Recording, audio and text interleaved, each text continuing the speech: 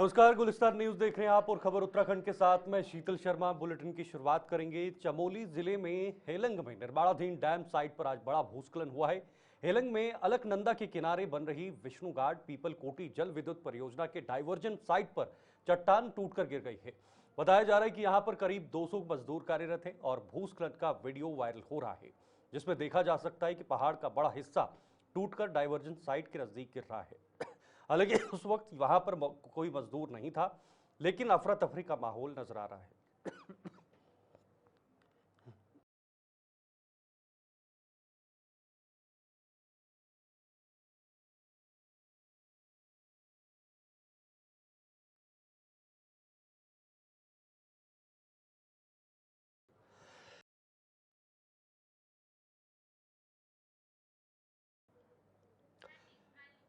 तो आपको बता दें, ये जो भूस्खलन हुआ है इसकी तस्वीरें इस वक्त आप अपने स्क्रीन पर देख रहे हैं। ये परियोजना के डाइवर्जन साइट पर भूस्खलन हुआ है। बेहद खतरनाक तस्वीरें ये नजर आ रही है। हालांकि अभी तक बताया जा रहा है कि कोई मजदूर वहां पर नहीं थे, लेकिन साइट पर टीएचडीसी की सहायक कंपनी एचसीसी कंपनी काम कर रही है और फिलहाल प्रशासन की टीम मौके पर पहुंच चुकी है और वहां पर जायजा भी लिया जा रहा है।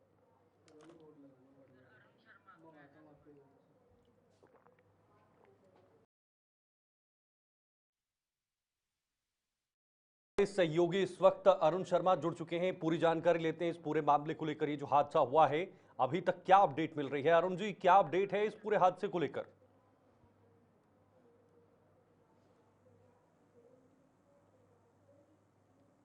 सुन पा रहे हैं आप?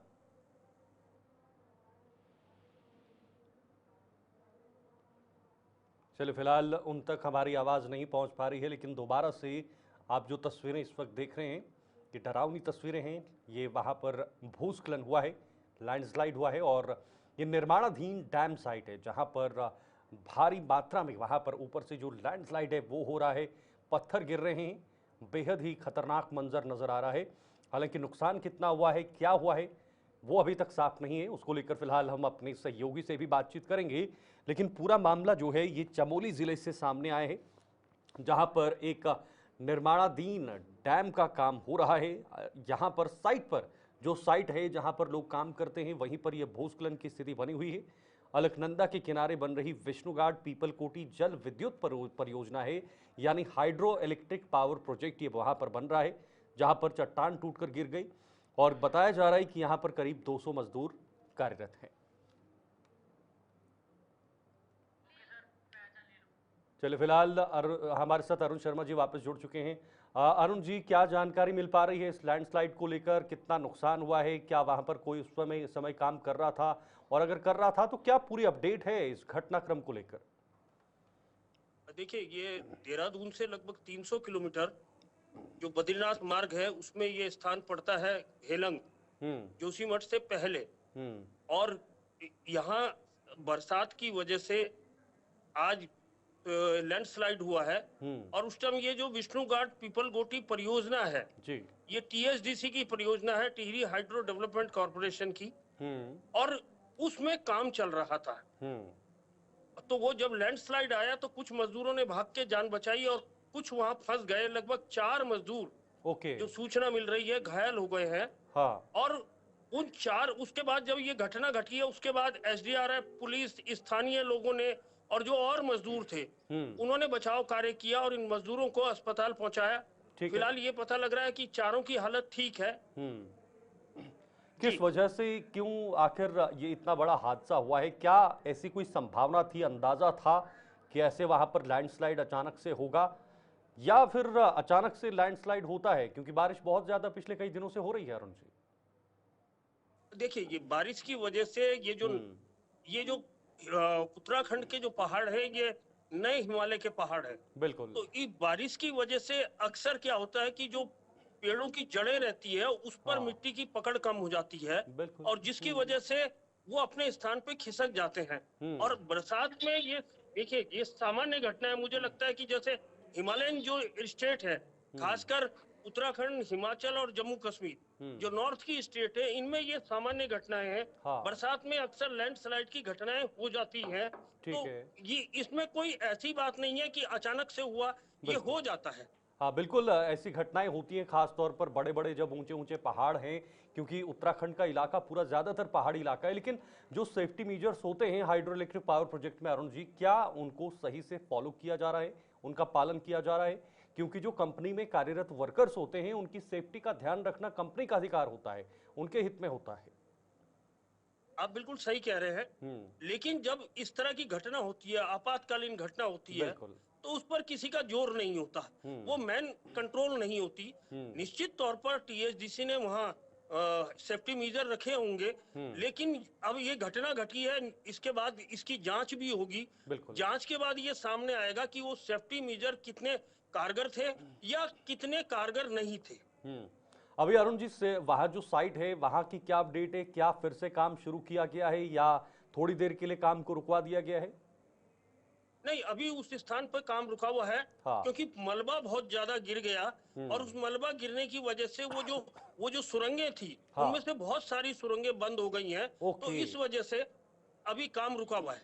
तो मतलब अगर टेक्निकली समझा जाए तो कंपनी का नुकसान भी हुआ है इस खास तौर पर लैंडस्लाइड होने के बाद? निश्चित तौर पर देखिए, जब ऐसी घटना होती है तो उसमें नुकसान उठाना ही पड़ता है, वो चाहे कंपनी का नुकसान हो या मैन पावर का नुकसान हो, वो होता ही है जब वहां भीड़ भाड़ हो। उत्तराखंड में ये आम है अरुण जी, अक्सर समय समय पर ऐसी घटनाएं देखने को मिलती है। कहीं पर सड़कों पर लैंडस्लाइड होता है, रिसाव होता है जमीन का। ये प्राकृतिक आपदा का अगर जो सिलसिला देखें तो उत्तराखंड में आम बात जैसी नजर आती है। इन तमाम चीजों को लेकर सरकार कैसे मॉनिटरिंग कर रही है आने वाले समय में, या जो बरसात का समय चल रहा है, सरकार कैसे ओवरऑल इस पर मॉनिटरिंग कर रही है? देखिए, हर जगह प्रशासन और पुलिस की ड्यूटी है, हाँ। कि कहीं भी अगर ऐसी घटना की, दुर्घटना की सूचना मिले तो तुरंत मौके पे पहुंचे। साथ में एनडीआरएफ, एसडीआरएफ भी तैनात रहती है। तो ये तमाम चीजें हैं। अब देखिए, प्रिकॉशन अपनी तरफ से सरकार लेती है, लेकिन कुदरत का कहर पे किसी का बस नहीं चलता। मैं ये कह रहा हूँ, इस बार देखिए हिमाचल में कितना नुकसान हुआ है बरसात से, बहुत ज्यादा नुकसान हुआ है। उत्तराखंड में उतना नुकसान नहीं हुआ, लेकिन अब ये अचानक घटी घटना है कि वहाँ वो डैम साइड में काम चल रहा था और अचानक पहाड़ भरभरा कर नीचे आ गया और उसकी चपेट में 4 मजदूर आ गए। तो कोशिश की जाती है कि नुकसान कम से कम हो, लेकिन अगर नुकसान हो जाता है, ये आपातकालीन स्थितियां हैं, तो इसमें देखिए किसी का बस नहीं चलता। बिल्कुल, किसी का बस नहीं चलता। बहुत बहुत शुक्रिया आपका अरुण जी, हमारे साथ ज्वाइन होने के लिए और ये तमाम अपडेट साझा करने के लिए। हमारे वरिष्ठ पत्रकार अरुण जी इस वक्त जुड़े हुए थे, जिन्होंने कहा कि जब प्राकृतिक आपदा जैसी स्थिति बनती है तो वो मनुष्य के वश में नहीं होता, क्योंकि ये प्राकृतिक है।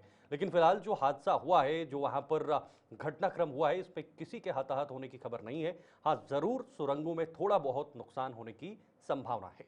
आगे बढ़ेंगे। प्रधानमंत्री नरेंद्र मोदी द्वारा किसान सम्मान निधि की 20वीं किस्त बनारस उत्तर प्रदेश के बनोली गांव से वितरित की है। 20वीं किस्त के रूप में उत्तराखंड के 8,28,787 लाभार्थियों को कुल 184.25 करोड़ की धनराशि डीबीटी के माध्यम से किसानों के खातों में डाली गई है।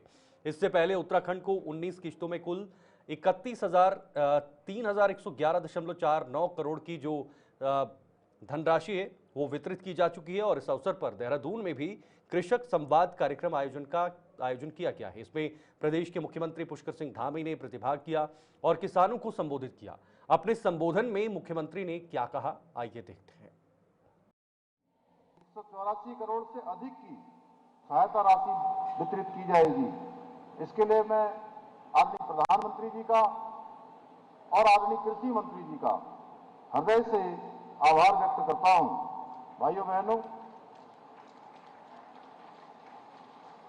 आज आदरणीय प्रधानमंत्री जी द्वारा गांव, गरीब और किसान को देश की आत्मा मानते हुए संकल्पित होकर किसानों की आय को दुगना करने तथा उनके जीवन को ऊंचा उठाने के लिए आदरणीय प्रधानमंत्री जी निरंतर कार्य कर रहे हैं। आज देश भर के 10 करोड़ किसानों को प्रधानमंत्री किसान सम्मान निधि योजना के माध्यम से आर्थिक सहायता प्रदान की जा रही है। इसमें से उत्तराखंड के किसानों को करीब 3300 करोड़ रुपए से अधिक की धनराशि प्राप्त हुई है। जब एक किसान के खाते में सहायता राशि पहुंचती है तो उसे ये बोध होता है कि कोई है जो वास्तव में उसे अन्नदाता मानकर उसके सम्मान को, उसके परिश्रम को और उसके अस्तित्व की परवाह कर रहा है, क्योंकि बीते 60 वर्षों में ने भी सच्चे मन से इसमें प्रयास नहीं किया, न ही उनको उचित सम्मान दिया। इसका प्रमुख इंजन मानते हुए जहां एक और किसान क्रेडिट कार्ड लिमिट को 3 लाख रुपए से बढ़ाकर 5 लाख रुपए करने का ऐतिहासिक निर्णय लिया गया है, वहीं किसानों को प्रोत्साहित करने के साथ साथ प्राकृतिक कृषि को, सिंचाई और कृषि तकनीकों के विकास पर भी विशेष फोकस किया जा रहा है। इतना ही नहीं, कृषि क्षेत्र को और अधिक सशक्त बनाने के लिए 14,000 करोड़ रुपए की लागत से 7 नई परियोजनाओं पर भी काम किया जा रहा है। भाइयों बहनों, राज्य के अंदर भी आदरणीय प्रधानमंत्री जी के मार्गदर्शन में हम अनेक काम किसानों के उत्थान के लिए कर रहे हैं। जहां किसानों को 3 लाख रुपए तक का ऋण बिना ब्याज के उपलब्ध करा रहे हैं, वहीं कृषि उपकरण खरीदने के लिए फार्म मशीनरी बैंक योजना के तहत 80% की सब्सिडी भी प्रदान कर रहे हैं। अभी हमने नहरों से सिंचाई को पूरी तरह से सिंचाई के लिए मुक्त करने का काम किया है। साथ ही किसानों की आयु बढ़ाने के लिए पॉली हाउस के निर्माण के लिए 200 करोड़ रुपए की राशि का प्रावधान किया है। इसके साथ ही जहां हम गेहूं खरीद पर किसानों को 20 रुपए प्रति क्विंटल का बोनस प्रदान कर रहे हैं, वहीं गन्ने के रेट में भी 20 रुपए प्रति क्विंटल की हमने बढ़ोतरी की है। मुझे ये बताते हुए अत्यंत हर्ष हो रहा है कि प्रदेश में डबल इंजन की सरकार बनने के बाद अब तक किसानों के खातों में डीबीटी के माध्यम से जो राशि भेजी जा रही है, वो पिछले 22 वर्षों में भेजी गई राशि से कहीं अधिक है। भाइयों बहनों, हमारी सरकार द्वारा सब्जियों की तरह फलों के उत्पादन को बढ़ाने के लिए भी अनेक प्रयास किए जा रहे हैं। हाल ही में हमारी सरकार ने 1200 करोड़ रुपए की लागत से नई सेब नीति, कीवी नीति, state millet mission, dragon fruit नीति और जैसे अनेक कई महत्वपूर्ण योजनाओं को लागू किया है। इन नीतियों के तहत बागवानी को प्रोत्साहित करने के लिए किसानों को 80% तक की सब्सिडी प्रदान की जा रही है।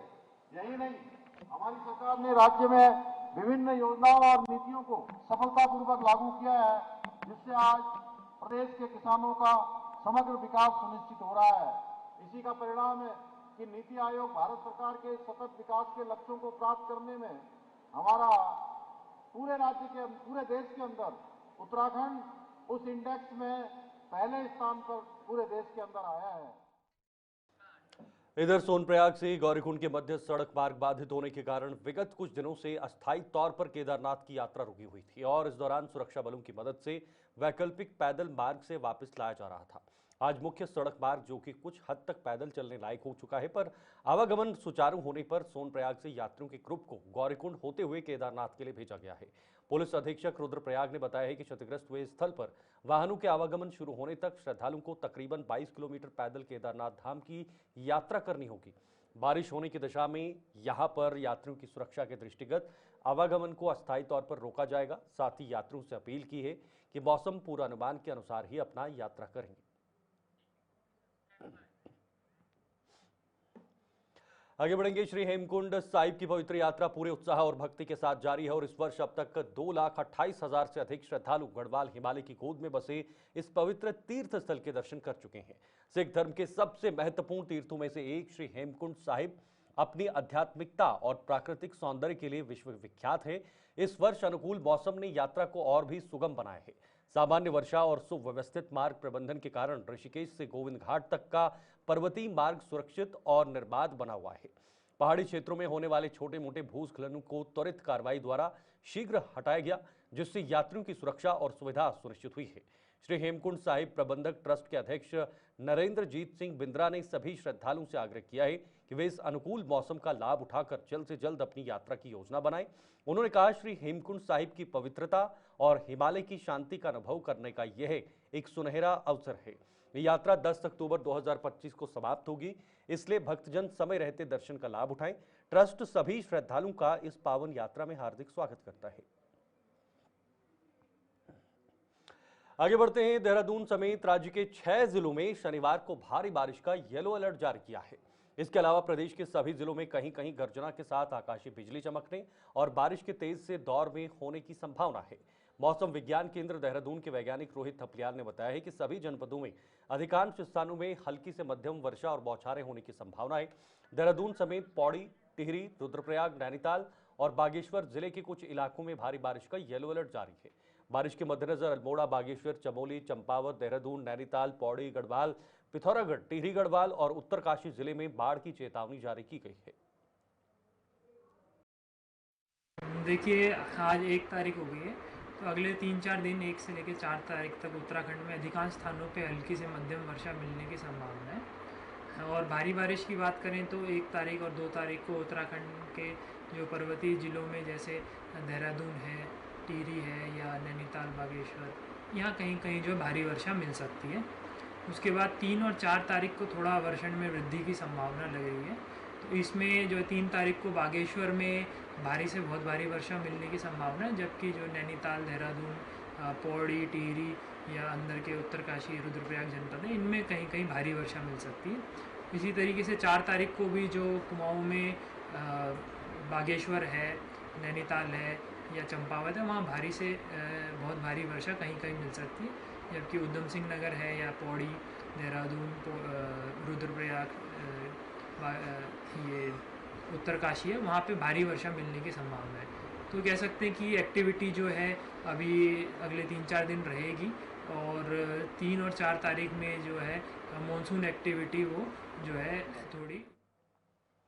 रुड़की के मलकपुर चुंगी स्थित होटल श्रीनिवास में सिविल लाइंस पुलिस और एंटी ह्यूमन ट्रैफिकिंग यूनिट ने बड़ी कार्रवाई करते हुए 8 युवतियों और 5 युवकों को आपत्तिजनक हालात में हिरासत में लिया है। गिरफ्तार लोगों में होटल का मैनेजर भी शामिल है। बताया जा रहा है कि इस होटल में लंबे समय से देह व्यापार का गोरख धंधा चल रहा था। ग्राहकों की डिमांड पर युवतियों को बाहर भी भेजा जाता था। कोतवाली प्रभारी मणिभूषण श्रीवास्तव के मुताबिक सभी से पूछताछ जारी है। नामों का खुलासा कार्रवाई पूरी होने के बाद किया जाएगा। बड़ी बात यह है कि शहर के बीचों बीच इस तरह का धंधा चल रहा था और प्रशासन की आंखों में धूल झोंकी जा रही थी। अब देखना होगा कि इस गोरख धंधे की जड़ें कितनी गहरी हैं और कितने रसूखदारों से इसका कनेक्शन जुड़ा है। तो साथ ही देहरादून में किशन नगर चौक के पास टपकेश्वर महादेव मंदिर के भगवान भोले शंकर की झांकी का स्वागत किया है। ये झांकी हरिद्वार जा रही थी। अब वहीं आपको बता दें, इस आगामी 7 अगस्त को निकलने वाली देहरादून की प्रसिद्ध शिव बारात शोभा यात्रा पे लगे हैं। उसी को लेकर महंत भरत गिरी महाराज ने बताया है कि भगवान भोले शंकर अपनी गुफा से निकलकर नगर भ्रमण के लिए प्रस्थान कर चुके हैं और सुबह को हरिद्वार जाकर स्नान करेंगे तथा 2 दिन जंगल में विश्राम करेंगे। इसके बाद 7 अगस्त को पुनः अपनी गुफा में आएंगे। आज भगवान शंकर गुफा से बाहर निकल चुके हैं नगर भ्रमण के लिए और अब सुबह हरिद्वार जाके स्नान करेंगे और 2 दिन यहाँ जंगल शिवालय में विश्राम करेंगे और 7 तारीख को शिवाजी धर्मशाला से सज धज के पूरे देहरादून निवासियों को आशीर्वाद देते हुए टपकेश्वर पहुँचेंगे। शिवाजी धर्मशाला से सहारनपुर चौक, धामावाला, पलटन बाजार, घंटाघर, कन्नाट प्लेस होते हुए गढ़ी कैंट एरिया से होते हुए गढ़ी कैंट और वहां से पोस्ट ऑफिस से गढ़ी कैंट होते हुए टपकेश्वर में यात्रा समापन होगा और पूर्ण रूप से तैयारियां हो चुकी है। अभी देहरादून हम तो है तैयारी में, लेकिन देहरादून से सभी भक्त लोग अपनी अपनी तैयारियां कर चुके हैं। उन्हें इंतजार यही है कि भगवान शंकर की सवारी कब आएगी और हम उनके कब दर्शन करेंगे। सभी जगह भंडारों का भी आयोजन सभी भक्तों ने अपने मन से और सभी भक्तों की सहयोग से पूर्ण बाजार में शिवाजी धर्मशाला से लेके टपकेश्वर तक कहीं भी कोई जगह खाली नहीं। सभी जगह स्वागत द्वार बने हुए और सभी जगह भंडारों का भी आयोजन किया जाएगा, भक्तों का स्वागत किया जाएगा। आप लोग भी 7 अगस्त को आइए और ये विशाल आयोजन एवं भगवान के टपकेश्वर महाराज के विशाल स्वरूप का आप लोग भी सब दर्शन करें और सावन मास का पर्व हम लोग जो मना रहे, गुफा में आके भगवान शंकर को 1 लोटा जल चढ़ाए एवं भंडारे का, शोभा यात्रा के भंडारे का भी प्रसाद ग्रहण करे और 1 साल के लिए भगवान शंकर से आशीर्वाद प्राप्त करे। आज का दिन ऐसा है जब भगवान शंकर उत्तराखंड की राजधानी देहरादून में सी व्यू सेवा ट्रस्ट के द्वारा कुष्ठ आश्रम में वस्त्र वितरण कार्यक्रम का आयोजन किया गया। ये कार्यक्रम देहरादून के क्षेत्र रेस कोर्स में स्थित श्री राम कुष्ठ आश्रम में किया गया। ट्रस्ट द्वारा आश्रम में रहने वाले जरूरतमंद लोगों को वस्त्र वितरित किए हैं। ये कार्यक्रम ट्रस्ट की सेवा ही संकल्प पहल का एक हिस्सा था, जिसका उद्देश्य समाज के वंचित और कमजोर वर्गों की सहायता करना है। ट्रस्ट के सदस्यों ने आश्रम में रहने वाले बुजुर्गों, महिलाओं और बच्चों से मुलाकात की और उन्हें विभिन्न प्रकार के नए वस्त्र भेंट किए। इन वस्त्रों में गर्म कपड़े, कंबल और दैनिक उपयोग के अन्य परिधान भी शामिल थे। इस अवसर पर ट्रस्ट के अध्यक्ष ने कहा, हमारा लक्ष्य सिर्फ वस्त्र वितरित करना नहीं, बल्कि इन लोगों के चेहरों पर मुस्कान लाना और उन्हें यह एहसास दिलाना है कि वे अकेले नहीं हैं। कदम उठाते हुए श्री राम कुष्ठ आश्रम सेवा समिति रेस कोर्स में रहने वाले कुष्ठ पीड़ित लोगों के लिए वस्त्र वितरण का आयोजन किया। ट्रस्ट के सदस्यों ने आश्रम के निवासियों को गर्मजोशी और सम्मान के साथ वस्त्र भेंट किए, जिससे उनके चेहरों पर मुस्कान आई। कि यह पहल न केवल जरूरतमंदों की सहायता प्रदान करती है, बल्कि समाज में सेवा और सद्भावना का उदाहरण स्थापित करती है। ट्रस्ट द्वारा भविष्य में भी इस तरह के कार्यक्रम। अगली खबर की तरफ बढ़ेंगे। विकासनगर डाक पत्थर रोड की दुर्दशा एवं सड़कों में बने गड्ढों से आए दिन दुर्घटनाएं हो रही हैं। सड़क की खराब स्थिति से आक्रोशित जन संघर्ष मोर्चा अध्यक्ष रघुनाथ सिंह नेगी ने मोर्चा टीम के साथ सड़क का निरीक्षण कर विभागीय अधिकारियों द्वारा बरती जा रही लापरवाही के प्रति नाराजगी जताई है। जन संघर्ष मोर्चा के अध्यक्ष ने कहा कि सड़क में पड़े गड्ढों की वजह से कई बार वाहन पलटे हैं और कई लोग घायल हुए हैं, लेकिन विभागीय अधिकारियों का इस ओर ध्यान नहीं है। ऐसा प्रतीत होता है कि विभाग किसी बड़ी अनहोनी का इंतजार कर रहा है। आप देख सकते हैं डाक पत्थर जो रोड है नवाबगढ़ के आसपास इतना ज़्यादा क्षतिग्रस्त है कि खड्डे आधा फीट के खड्डे हुए हैं और कई बार तो लोग अपने पैसे से इनको भर रहे हैं। तो यहाँ जो बाईपास रोड है, बाईपास में भी यही हाल, वहाँ तो इतनी बुरी हालत है कि 1.5 फीट के गड्ढे। हमारे जो विभाग क्यों असंवेदनशील बना हुआ है। अगर जैसे अभी आपने देखा होगा 2-4 दिन पहले कई वाहन पलट भी गए, तो बारिश जब होती है तो ये नहीं पता लगता कितना पानी है। इस टाइम बारिश नहीं है, ऐसे में तो पता लग रहा है कि पानी नहीं है, लेकिन जब बारिश होती है तो पूरा तालाब बन जाता है। इसमें लोगों को हरिद्वार के पीली पड़ाव इलाके से एक बेहद चिंताजनक तस्वीर सामने आई है। और गर्मी और उमस भरे इस मौसम में जहां पानी हर किसी की बुनियादी जरूरत है, तो वहीं यहां के स्थानीय निवासी एक एक बूंद पानी को तरस रहे हैं। पिछले 1 महीने से जल संकट ने लोगों की जिंदगी मुश्किल में डाल दी है। हालात इतने खराब हैं कि इंसान तो इंसान, जानवर भी प्यासे घूम रहे हैं। पानी की किल्लत अब बर्दाश्त के बाहर हो चुकी है। पिछले 1 महीने से क्षेत्र में पीने के पानी की आपूर्ति ठप पड़ी है।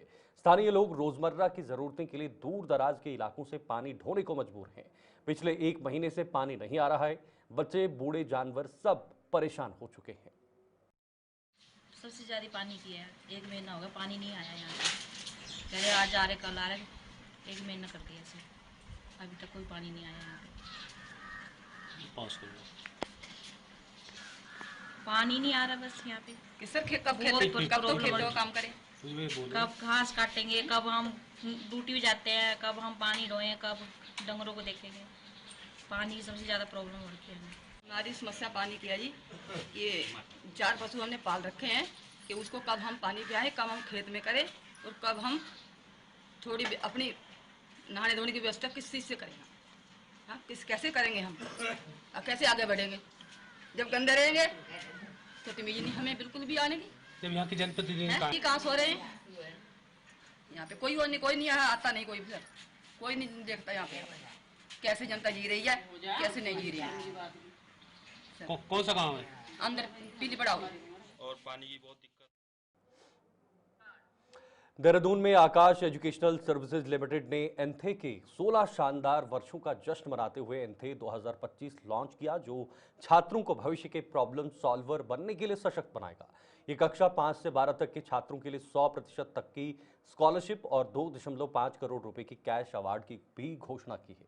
वहीं AASL ने स्कॉलरशिप और एडमिशन के लिए आकाश इनविक्ट्स एस टेस्ट लॉन्च किया है, जो कि एंथे की परीक्षा इस साल 4 से 12 अक्टूबर 2025 के बीच ऑनलाइन और ऑफलाइन दोनों मोड में आयोजित होंगी। इसका पर्पस यही है कि जितने भी बच्चे हैं जो इंजीनियरिंग, मेडिकल में प्रिपेयर करना चाहते हैं, उनको सारे बच्चे ये एग्ज़ाम दे करके स्कॉलरशिप अवेल कर सकें और उसके बाद अपना एडमिशन कराएं और अपना प्रिपरेशन कर सकें। ये जो स्कॉलरशिप है, टोटल जितने बच्चे हमारे पास आते हैं, based on our analysis of previous admissions and this year's expectation, total 250 crore का बच्चों को हम। खबर उत्तराखंड में अभी के लिए फिलहाल इतना ही, लेकिन देश दुनिया और जम्मू कश्मीर की खबरों के लिए आप बने रहिए गुलिस्तान न्यूज़ के साथ। मुझे दीजिए इजाजत, नमस्कार।